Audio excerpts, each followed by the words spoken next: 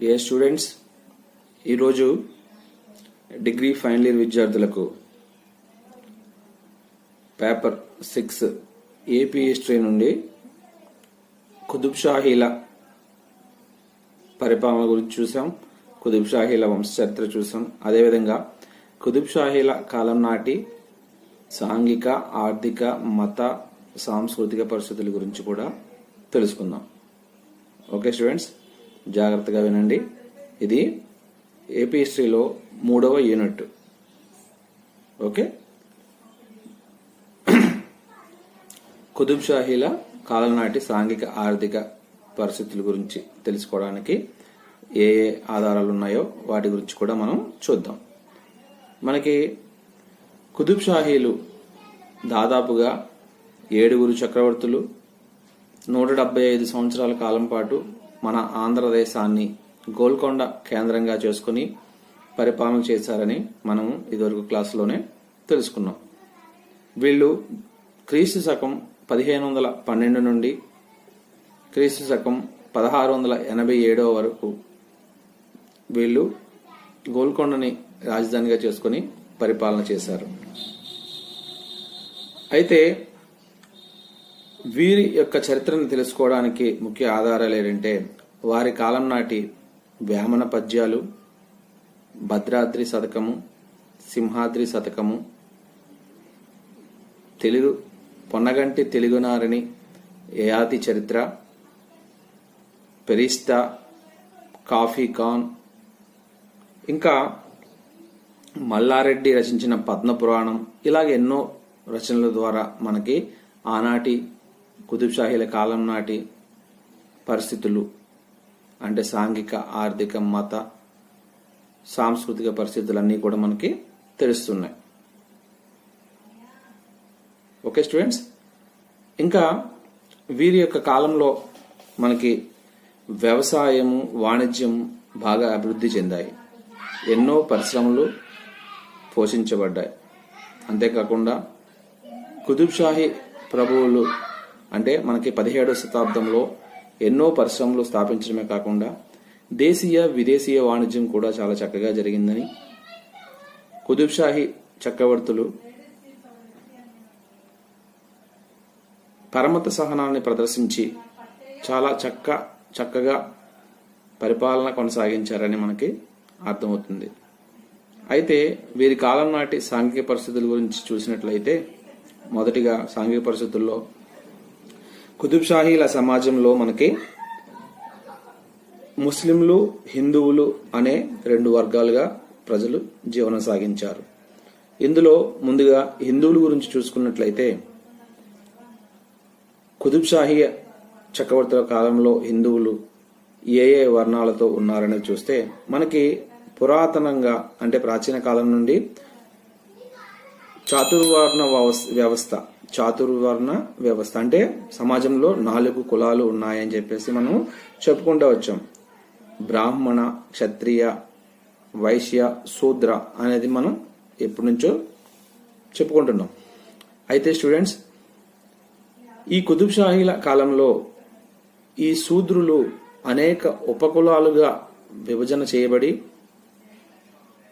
వారి వారి యొక్క వృత్తులను చేసుకుంటూ జీవనం కొనసాగించేవారు. వారెవరనేది మనం చూసినట్లయితే కాపు, వెలమ, బలిజ, కమ్మరి, కుమ్మరి, అగసాలే, సాకలి, మంగలి, బెస్త, మేదర, బోయ, ఇలాగా చాలా కులాలు మనకి ఈ శూద్ర కులంలో విభజన చేయబడడం మనం గమనించవచ్చు. అయితే ఇందులో కాపులు వ్యవసాయం చేస్తూ జీవనం సాగించినారు. ఈ కాపులు స్త్రీలు కూడా ఈ యొక్క వ్యవసాయంలో పురుషులకి సపోర్ట్ ఇవ్వడం మనం గమనించవచ్చు. ఇక అగసాలే వారు బొమ్మలు తయారు చేసుకుని వాళ్ళ జీవనం గడిపేవారు. ఇక మిగిలిన కులాల వారు అందరూ కూడా అంటే శాకలి, మంగలి, కమ్మరి, కుమ్మరి వీళ్ళందరూ కూడా చాలా మంది ఉన్నారు. వీళ్ళంతా కూడా వారి వారి కుల వృత్తులు చేసుకుంటూ జీవనం సాగించారు. ఇంకా బ్రాహ్మణుల విషయానికి వస్తే బ్రాహ్మణులు మనకి దేవాలయాల్లో పురోహితులుగాను, యజ్ఞాలు చేసేవాళ్ళు గాను, యాచకులు గాను, కొంతమంది ఉద్యోగులు గాను, కొంతమంది గ్రామ కరణాలు గాను, ఇలాగా ఈ బ్రాహ్మణుల్లోనే అనేక వర్గాలుగా చీలిపోవడం మనం గమనించవచ్చు. ఓకే స్టూడెంట్స్, ఇక ముస్లింల గురించి చూసినట్లయితే మనకి ముస్లిం పాలకులు పరమత సహనాన్ని ప్రదర్శించి పరిపాలన సాగించారని మనం చెప్పుకోవచ్చు. అయితే వీరి కాలంలో ఉన్న అధికారులు మాత్రం, అంటే ప్రభుత్వ ఉద్యోగులు మాత్రం ద్వేష విధానాన్ని అవలంబించి హిందూ స్త్రీల పట్ల, హిందూ మతం పట్ల చాలా దారుణమైన పరిస్థితులు తీసుకుని వచ్చారని, చాలా దారుణంగా వీళ్ళు ప్రవర్తించేవారని మనకి తెలుస్తుంది. అంతేకాకుండా స్త్రీలను వేధించడమే కాకుండా హిందువులు పవిత్రంగా భావించే ఆవులను కూడా వీళ్ళు చంపి తినేవారని చెప్పేసి మనకి చరిత్రకారులు రచించారు. ఇక ముస్లిం పాలనలో ఎంతో మంది హిందూ విద్వాంసులు నిరాదరణకు గురయ్యారని చెప్పేసి మనకి చరిత్రకారులు తెలియజేశారు. ఎందుకంటే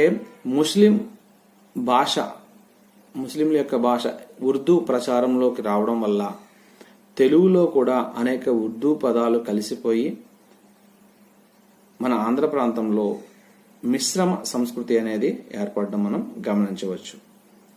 అది ఏ విధంగా ఉంది అనేది మనం చూసినట్లయితే, ముందుగా ఆహార విషయాలు చూస్తే సాధారణంగా ఆహారపు అలవాట్లు దాదాపుగా నేటి పద్ధతుల్లాగే ఉన్నాయి. అంటే ఈనాడు మనం ఏమేమి ఆహారం తీసుకుంటున్నామో కుతుబ్ షాహీల కాలంలో కూడా అదే ఆహార పద్ధతుల్ని వాళ్ళు అవలంబించారు.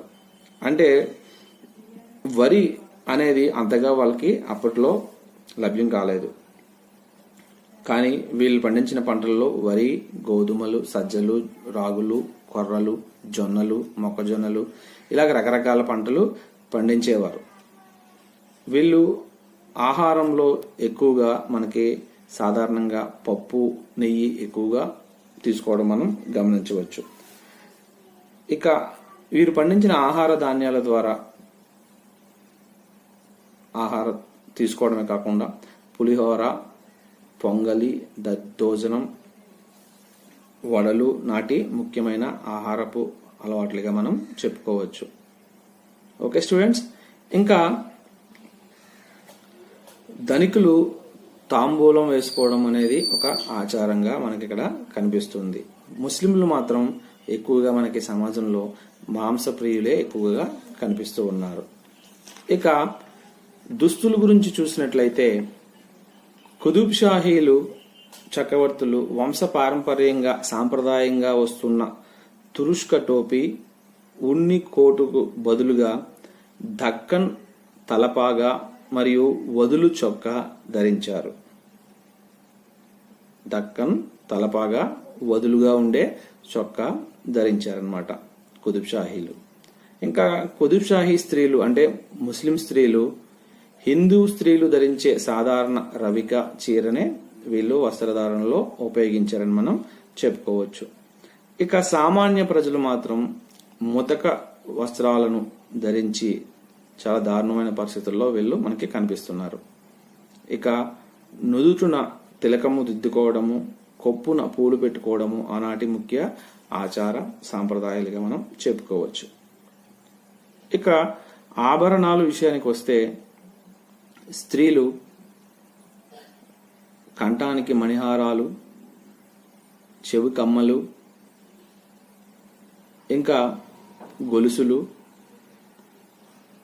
కడియాలు ఇలాగా రకరకాల ఆభరణాలు ధరించేవారు. ఇక పురుషుల విషయానికి వస్తే పురుషులు చెవిపోగులు, దండకడియాలు ముఖ్యంగా ధరించేవారు. ఇవి ఆనాటి కుతుబ్ షాహీల కాలం నాటి ఆభరణాలుగా మనం చెప్పుకోవచ్చు.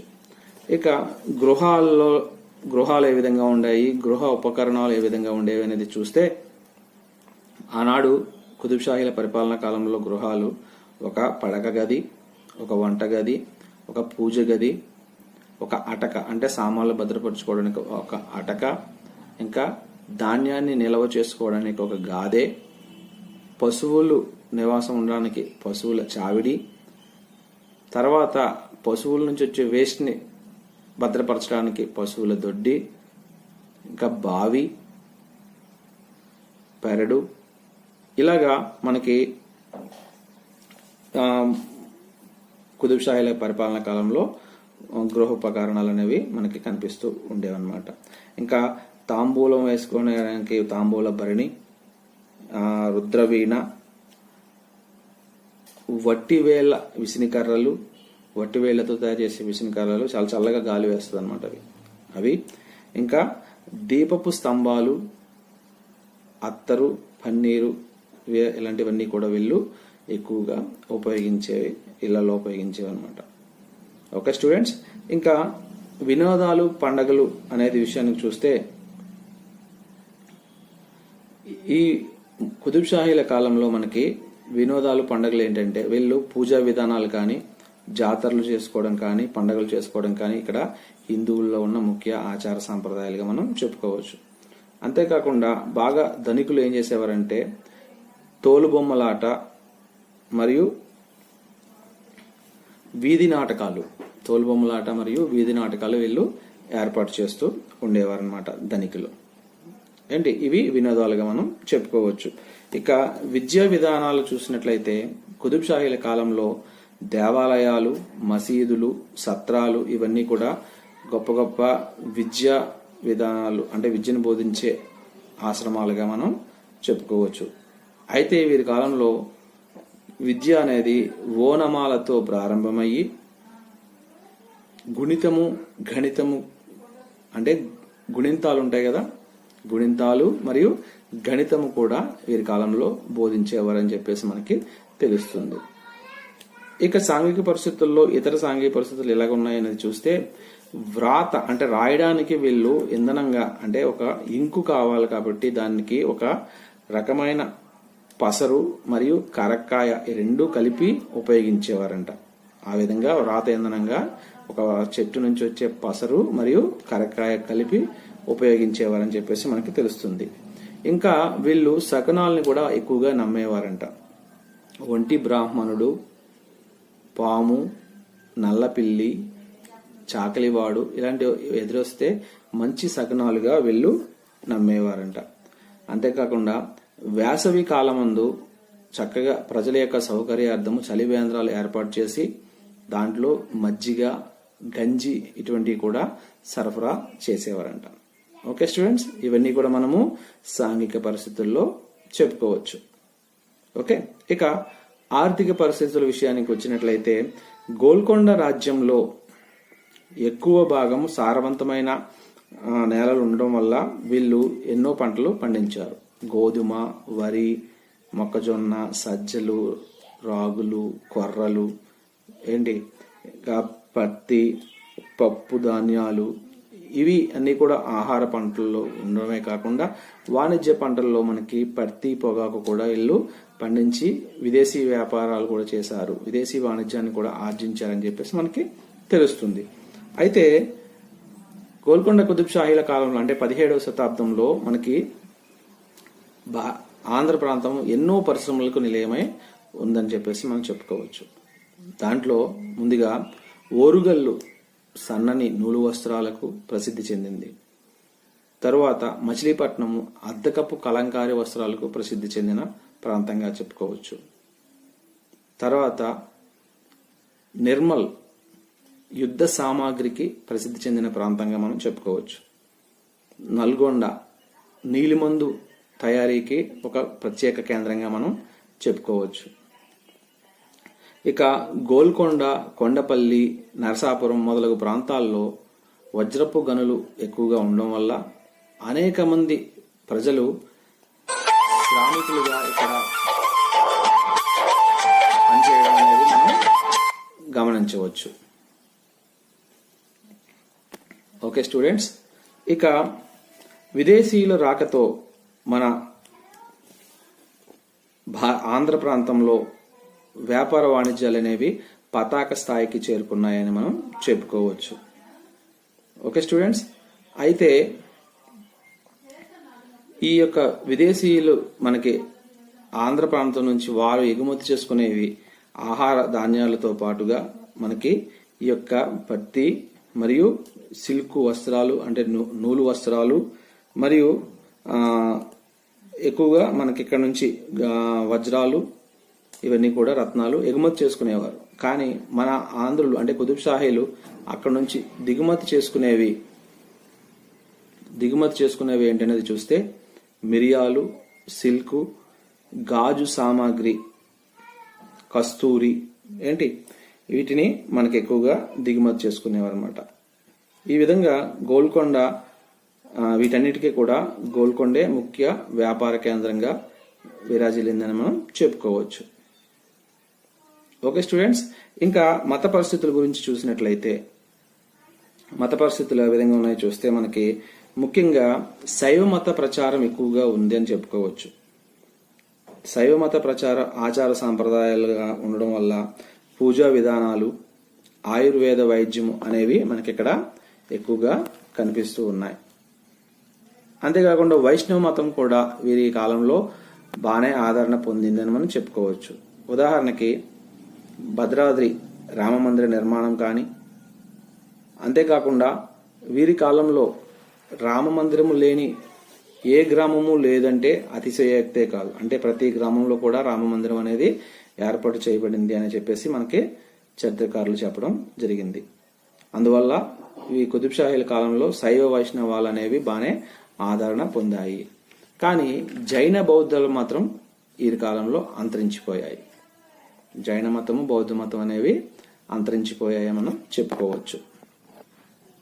ఓకే స్టూడెంట్స్, ఇక ఇస్లాం మతం ముస్లింలు అనుసరించే ఏకైక మతంగా మనం చెప్పుకోవచ్చు. ఇస్లాం గోల్కొండ కుతుబ్ షాహీలు షియా తెగని బాగా ఆదరించి పోషించారు.